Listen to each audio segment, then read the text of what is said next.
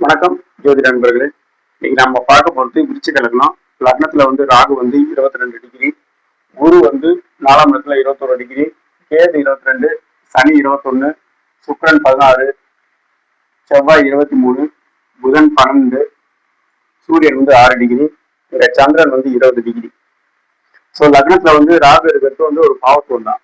இந்த ராகு வந்து என்ன மாதிரி எண்ணங்கள் கொடுப்பாருன்னா, ஜாதகருக்கு வந்து எதுலையும் பிரம்மாண்டம், அவரோட கற்பனைகள், அவரோட செயல், இது எல்லாமே வந்து பிரம்மாண்டமா இருக்கணும்னு வந்து அவர் ஆசைப்படுவார்.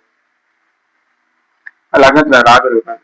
லக்னாதிபதி செவ்வாய் வந்து 10ஆம் இடத்துல சூரியனோட வீட்டுல நட்பு வீட்டுல தான் இருக்கிறாரு. 10ல வந்து ஒரு திக்பலம் அடைவார். சூரியனும் இங்க வந்து திக்பலம் அடைஞ்சு ஸ்தான பலம் பெறாரு. இங்க இவர் திக்பலம் மட்டும்தான் அடைகிறாரு.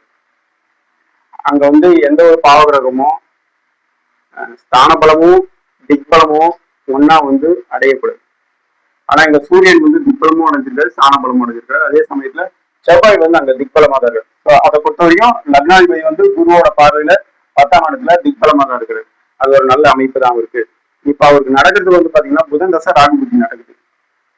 சரி, 4ஆம் இடத்துல வந்து குரு இருக்கிறாரு அப்படின்னா 4ஆம் இடத்துல இருந்து 8, 12ஆம் இடங்களை வந்து சுபத்துவப்படுத்துவார். 8, 12ஆம் இடங்களை சுபத்துவப்படுத்தி அவர் வந்து பிறந்த ஊர்ல இல்லாம வந்து வெளி இடங்கள்ல வந்து நகர்த்தி பொருள் தேட வைக்கிறது, பிழைக்க வைக்கிறது அமைப்பு, வெளியூர், வெளி மாநிலம், இது போன்ற அமைப்புகள் வந்து இருக்கக்கூடிய அமைப்பு வந்து இருக்கு. சரி, லக்னாதிபதி திக்பலம் அடைகிறாரு. இப்ப அவருக்கு நடக்கிற தசை வந்து பாத்தீங்கன்னா புதன் தசை ராகு புத்தி. இங்க சனிக்கும் வந்து குருவோட பார்வை கிடையாது, சனியை சுபத்துவமா தான் இருக்கு. ஆனா இங்க சனிக்கு வந்து பாத்தீங்கன்னா புதனை வந்து பாக்குறாரு. இவருக்கு வந்து புதன் தசையில ராகு புத்தியில வந்து இவர் வந்து இதுல வந்து லாஸ் பண்ணாரு. ஷேர் மார்க்கெட்ல வந்து இன்வெஸ்ட் பண்ணி லாஸ் பண்ணாரு. அந்த பணம் திறமுக்கு கிடைக்குமானா கிடைக்கக்கூடிய அமைப்பு வந்து இல்லை. ஏன்னா சனியோட பார்வை வாங்கினாரு. லக்னாதிபதிக்கும் சனியோட பார்வை 2 டிகிரியில பாக்குறாரு.